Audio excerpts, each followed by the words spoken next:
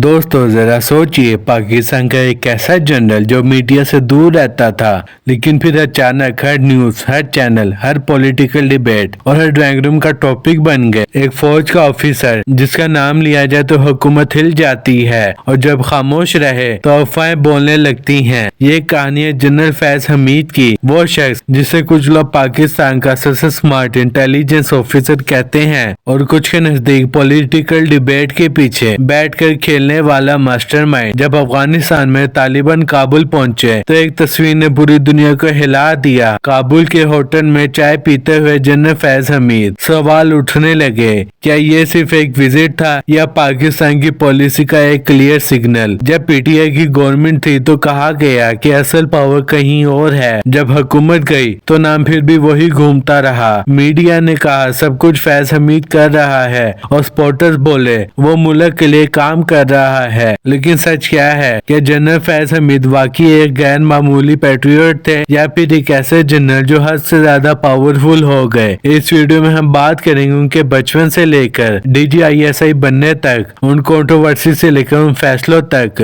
जिन पर आज भी बहस होती है। आखिर में फैसला आप खुद करेंगे। आगे बढ़ने से पहले वीडियो को लाइक और चैनल को सब्सक्राइब जरूर कर लें। जनरल फैज हमीद की कहानी सिर्फ एक फौज के ऑफिसर की कहानी नहीं, बल्कि एक डिसिप्लिन, ऑब्जर्वेशन और साइलेंस से भरी जिंदगी कहानी है। फैज हमीद का ताल्लुक एक मिडिल क्लास पाकिस्तानी फैमिली से था, जहाँ बचपन ही से डिसिप्लिन, इज्जत और जिम्मेदारी को बहुत अहमियत दी जाती थी। उनका घराना कोई पॉलिटिकल या मीडिया बैकग्राउंड नहीं रखता था, इसलिए उनकी परवरिश भी सिंपल और ग्राउंडेड थी। बचपन से ही फैज हमीद कम बोलने और ज्यादा देखने वाले बच्चे थे। स्कूल लाइफ में वो न सिर्फ पढ़ाई में अच्छे थे, बल्कि उनकी ऑब्जर्वेशन दूसरे बच्चों से काफी बेहतर थी। टीचर्स के मुताबिक वो सवाल कम करते थे, लेकिन जब करते थे तो सीधा और गहरा सवाल होता था। उनके बचपन का एनवायरनमेंट पाकिस्तान के दौर से जुड़ा था, जब मुल्क के सिक्योरिटी चैलेंजेस और रीजनल टेंशन का सामना था। ये चीजें उनके जहन पर गहरा असर छोड़ गयी और यहीं से उनका रुझान डिफेंस और नेशनल सिक्योरिटी की तरफ बढ़ गया। जवानी के करीब पहुंचकर फैज हमीद ने एक वाज़ेह फैसला किया, पाकिस्तान आर्मी में ज्वाइन करना। ये फैसला किसी प्रेशर के नतीजा नहीं था, बल्कि एक सोचा समझा मिशन था। PMA का रास्ता आसान नहीं होता, लेकिन फैज हमीद के लिए ये सिर्फ ट्रेनिंग नहीं थी, बल्कि कैरेक्टर बिल्डिंग का सफर था। यही उनकी पर्सनैलिटी में डिसिप्लिन, सेक्रेसी और स्ट्रेटेजिक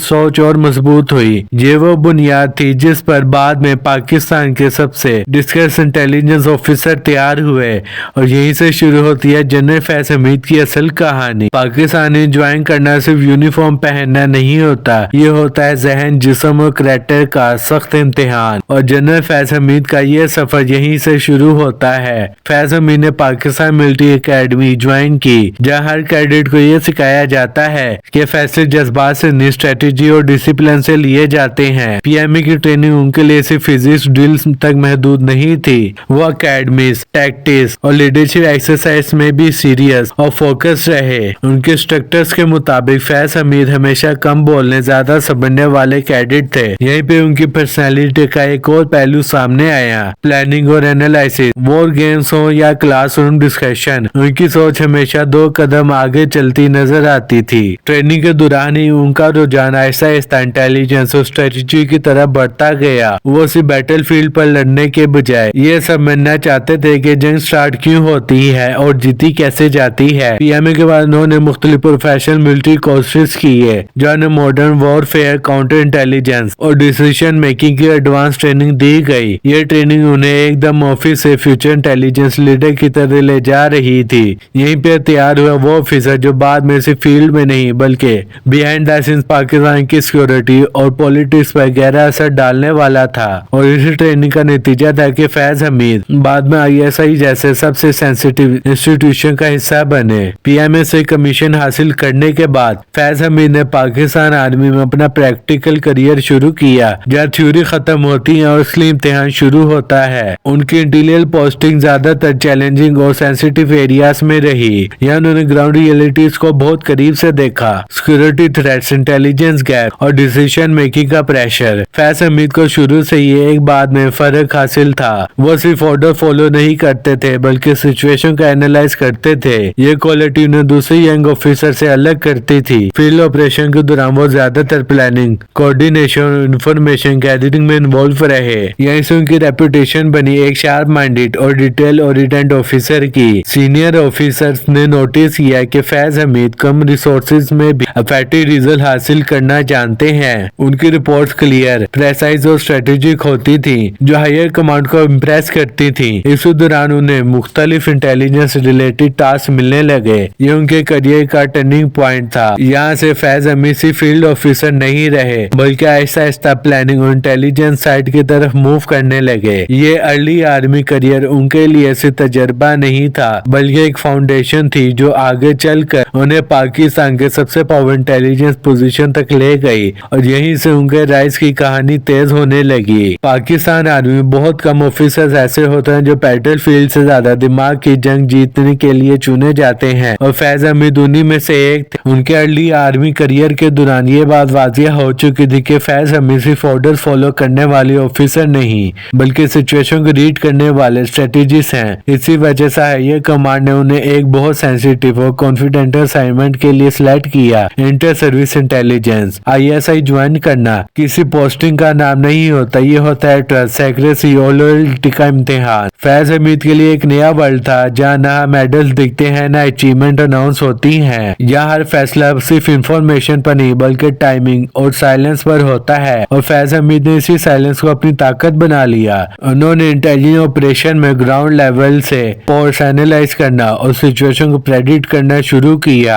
ऐसा उन्होंने प्रूव कर दिया कि वो सिर्फ एक ऑफिसर नहीं, बल्कि एक प्रॉब्लम सॉल्वर हैं। ऐसे ऑफिसर जो सवालत कम करते हैं और सॉल्यूशन ज्यादा देते हैं। ISI के अंडर उनका नाम रिलायबल और शार्प ऑफिसर में शामिल होने लगा, और यहीं से फैज हमीद का करियर नॉर्मल आर्मी ट्रैक से निकलकर पावर और पॉलिसी मेकिंग की तरफ मूव कर गया। ये वो मोड़ था जहां से जनरल फैज हमीद सिर्फ एक सोल्जर नहीं रहे, बल्कि सिस्टम का हिस्सा बन गए, और आगे आए वो पाकिस्तान की हिस्ट्री में कभी इग्नोर नहीं किए जा सकते। जब जनरल फैज हमीद पावर के सेंटर तक पहुंचे, तो उनका ना सिर्फ सिक्योरिटी ब्रीफिंग तक महदूद नहीं रहा, पॉलिटिक्स भी इसी कहानी का हिस्सा बन गई। PTI गवर्नमेंट के दौरान मीडिया और ऑपोजिशन की तरफ से ये एलिगेशन सामने आई, general Faiz Hamid behind the scene political matters में इन्फ्लुएंस रखते हैं। कहा गया अपॉइंटमेंट से लेकर पॉलिसी डिसीजन तक उनकी इंटेलिजेंस रिपोर्ट हुकूमत के लिए डिस्कसिव रोल अदा करती थी। रिपोर्टर्स का कहना था कि यह सब नेशनल सिक्योरिटी के तकाजों के तहत था। उनके मुताबिक जनरल फैज हमीद का रोल सिर्फ इंफॉर्मेशन रिस्क असेसमेंट तक महदूद था, लेकिन क्रिटिक्स ने सवाल उठाया कि इंटेलिजेंस इंस्टीट्यूशन इतनी करीब पॉलिटिक्स के साथ होनी चाहिए। जब PTI की हुकूमत खत्म हुई तो कंट्रोवर्सीज और तेज हो गई, और इस नैरेटिव के सेंटर में नाम फिर वही था,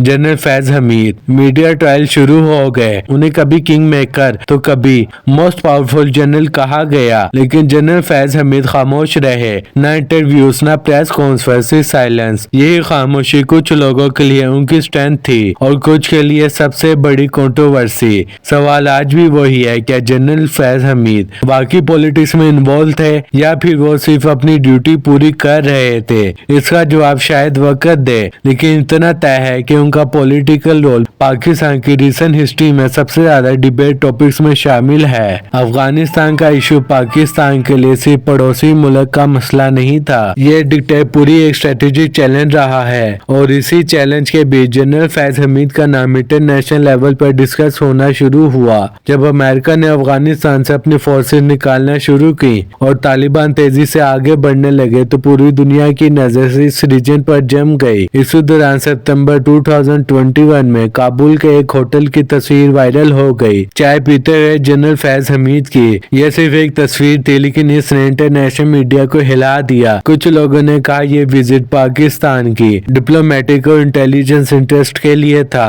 ताकि पाकिस्तान में इंस्टेबिलिटी को रोका जा सके। रिपोर्टर्स के मुताबिक जनरल फैज हमीद का रोल सिर्फ रीजनल स्टेबिलिटी, बॉर्डर सिक्योरिटी और इंटेलिजेंस कोऑर्डिनेशन तक महदूद था, लेकिन क्रिटिक्स ने इस विजिट को तालिबान के साथ क्लोज कनेक्शन का सिंबल बना दिया। वेस्टर्न मीडिया में पाकिस्तान पर फिर से पुराने एलिगेशन दोहराए गए। तालिबान लीडरशिप के हवाले से कहा गया, पाकिस्तान का इन्फ्लुएंस अभी भी वहाँ मौजूद है, और इस नैरेटिव के सेंटर में नाम फिर से जनरल फैज हमीद का था। पाकिस्तान ने ऑफिशियल तौर पर यह स्टांस लिया कि वो पीसफुल स्टेबल अफगानिस्तान चाहते हैं, न कि किसी एक फैक्शन का कंट्रोल। लेकिन सवाल फिर भी जिंदा रहेगा, क्या ये सिर्फ डिप्लोमेसी थी या फिर इंटेलिजेंस गेम का एक गहरा लेवल। जनरल फैज हमीद ने इस पर भी कोई पब्लिक स्टेटमेंट नहीं दी और उनकी ये खामोशी इस टॉपिक को और ज्यादा मिस्टीरियस बनाती है। आज भी अफगानिस्तान और तालिबान के हवाले से जब पाकिस्तान का जिक्र होता है तो जनरल फैज हमीद का नाम कहीं ना कहीं जरूर सामने आ जाता है। जनरल फैज हमीद उन चंद फौज के ऑफिसर में से थे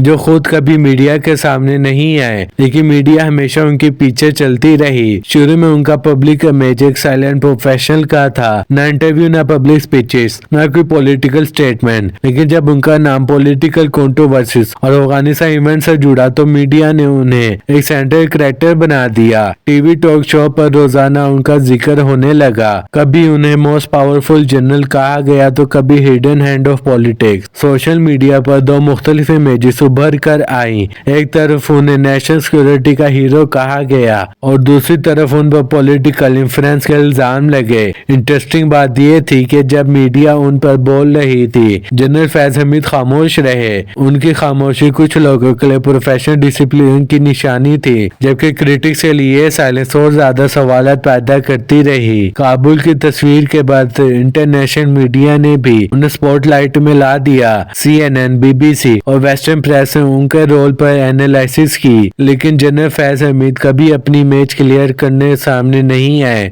और शायद यही वजह है कि उनकी पब्लिक इमेज आज भी मिस्ट्री और डिबेट का मिक्स है। आज अगर पाकिस्तान की रिसेंट हिस्ट्री का जिक्र हो तो जनरल फैज हमीद सिर्फ एक नाम नहीं, एक सिंबल बन चुके हैं। जनरल फैज हमीद का ट्रांसफर और DGA से हटना सिर्फ उनके करियर का एक मोड़ था, लेकिन इसका मतलब ये नहीं था कि उनका इन्फ्लुएंस कम हो गया है। पोस्ट ISI लाइफ में उन्हें कॉर्प्स कमांडर का रोल दिया गया, एक ऐसी पोजीशन जहाँ से उनकी स्ट्रेटेजिक और ऑपरेशनल एक्सपर्टीज आर्मी के अंदर और ज्यादा महसूस की जा सकती थी। इसी दौरान उनका नाम मीडिया में उतना नहीं आया, लेकिन इंटेलिजेंस और मिलिट्री सर्कल्स में उनका वेट और अथॉरिटी अभी एविडेंट था। सीनियर ऑफिसर्स और पॉलिसी मेकर्स उनके एडवाइस और एनालिसिस को हाई वैल्यू करते थे।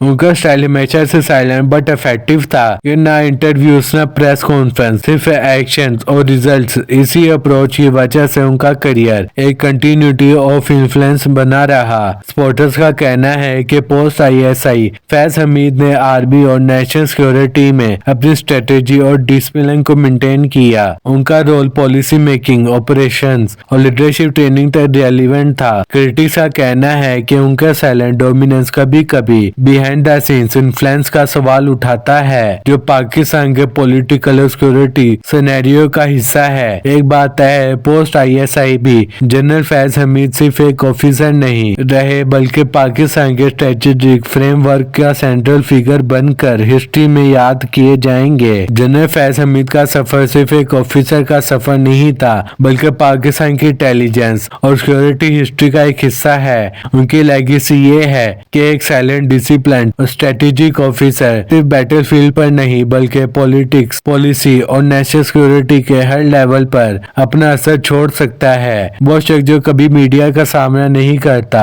और खामोश रहता है, अपने काम से ही पहचाना जाता है। और यही उनका सबसे बड़ा लेसन है, एक्शन और रिजल्ट्स कभी वर्ड से ज्यादा पावरफुल होते हैं। उनसे सीखने वाली चीजें ये है, डिसिप्लिन और डेडिकेशन हर काम में बुनियादी है। एनालिसिस और स्ट्रेटेजी डिसीजन को स्ट्रॉन्ग बनाती है। पेशेंस और साइलेंस कभी कभी सबसे बड़ी ताकत होती है, मगर साथ ही ये भी याद रखें, पावर के साथ रिस्पॉन्सिबिलिटी भी आती है और हर इन्फ्लुएंस का इम्पैक्ट सिर्फ आज पर नहीं, कल और हिस्ट्री पर भी होता है।